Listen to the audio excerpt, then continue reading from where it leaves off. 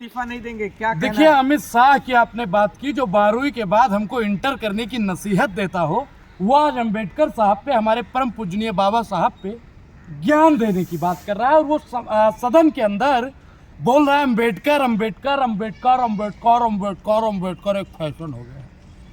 उसके गले की आप आवाज को सुनिए, सुर को सुनिए। अगर उसके सुर पे ताल भिड़ाने वाला अगर कोई तबला वादक हो ना, तो वो भी गरिया के भाग जाएगा। ऐसी उनकी फटे हुए टेप रिकॉर्डर की आवाज़ हो गई है। मैं अमित शाह जी से कहना चाहता हूं, वैसे तो गृह मंत्री है, मैं उनको कोई नसीहत नहीं दे सकता हूं, लेकिन मैं एक चेतावनी आप समझ लीजिए, या वार्निंग समझ लीजिए, या अल्टीमेटम समझ लीजिए। अगर गृह मंत्री जी माफ़ी नहीं मांगते हैं तो उनका इसका परिणाम गलत हो सकता है, क्योंकि चुनाव भी बहुत जल्द है। धमकी दे नहीं, मैं धमकी किसी को नहीं दे रहा हूँ। दिल्ली में चुनाव है, हो ही रहा है। यूपी में एक दलित तबका, बहुजन समाज, और बिहार में बहुजन समाज की आबादी बहुत ही ज़्यादा है।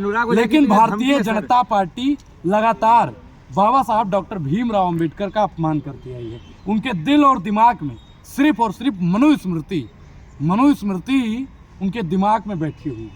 लोग दोषारोपण करते हैं कि मनुस्मृति ब्राह्मण ने लिखी। आज मैं पर्दाफाश करने वाला हूँ। आज मैं आपको बताऊंगा कि मनुस्मृति लिखी।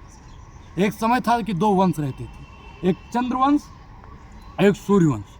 सूर्यवंशी भगवान राम के थे, चंद्रवंशी जो थे वो यादव, जो आज का यादव समाज हुई, यादव समाज चंद्रवंशी था। और मनुस्मृति लिखने वाला अगर कोई था तो वो यादव समाज के थे। इसका प्रमाण भी आप लोगों को सवाल ले लूं? बोलिए। आपने धमकी क्यों दिया अमित शाह जी को? मैंने धमकी नहीं दिया। आपने खुद बोला ये अल्टीमेटम है, चैलेंज है। मैंने बताया कि हाँ, ये तो आप चैलेंज, क्योंकि बहुजन समाज के जो नेता हैं, लेकिन किस बेस पे आपने अल्टीमेटम दिया? आप समझ नहीं रहे। देखिए, मैं इसीलिए बार बार पत्रकारों से बोलता हूं कि आप लोगों को पढ़ने लिखने और समझने की जरूरत है। ठीक है। उन्होंने अंबेडकर का अपमान किया और बोला क्या, अंबेडकर अंबेडकर अंबेडकर। मतलब परम पूजनीय बाबा साहब जो हमारे लिए भगवान से भी बढ़ के हैं। भगवान ने हमको जो दिया हम जानते हैं, लेकिन बाबा साहब ने हमको क्या दिया, आप लोगों को क्या दिया, ये आप सब लोग जानते हैं। तो अगर बाबा साहब नहीं होते तो इन मैडम के हाथ में आज कैमरा और माइक नहीं होता। अगर बाबा साहब नहीं होते तो ये आप मुसलमान पत्रकार हैं, आपके हाथ में माइक नहीं होता। ये सब बाबा साहब की बदौलत। ये तो राजीव गांधी जी का देन है, कैमरा माइक। बाबा साहब अगर नहीं होते, सुनिए, मैं आपको समझाइए, ये राजीव गांधी जी का देन है। आप समझिए, कहाँ से पढ़ के आए? आप बताइए, संविधान लोकतंत्र का चौथा स्तंभ क्या है? लोकतंत्र का निर्माण कैसे होता है? राजीव गांधी जी निर्माण किए हैं लोकतंत्र का। क्या समझ गया तुम? अरे तो टेक्निकल पे क्यों दाब फेंक रहे हो आप? ये हर चीज पर अगर किसी का कब्जा है तो बाबा साहब डॉक्टर भीमराव। और ये उंगली है ना साहब, ये बाबा साहब की उंगली है, और ये उंगली उसी तरफ इशारा करती है। समझ रहे हैं ना किस तरफ?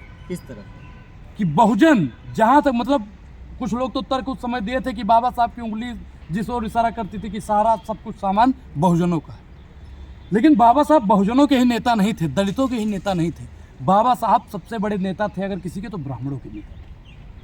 आप बताइए कि बीएसपी है, ब्राह्मण सबसे आगे रखती है, कांग्रेस है सबसे आगे ब्राह्मण को रखती है, आजाद समाज है। क्या चाहते हैं अमित शाह जी? जय भीम बोले, ये चाहते हैं आप? देखिए, पूरा देश जय भीम के नारों से गूंज रहा है। आकाश पाताल, रसातल, धरातल, महातल, भूताल, सब कुछ जय भीम के नारों से जय घोष हो रहा है चारों तरफ। अगर आप ध्यान लगा के महसूस करेंगे ना, पहले हम लोग क्या थे कि जब बैठते थे ना, ओ,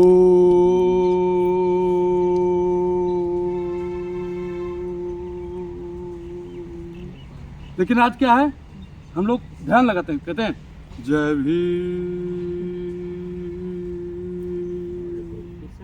नमो बुद्धाय, जय भीम,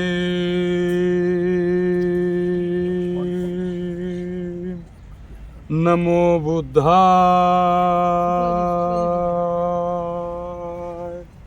जय भीम,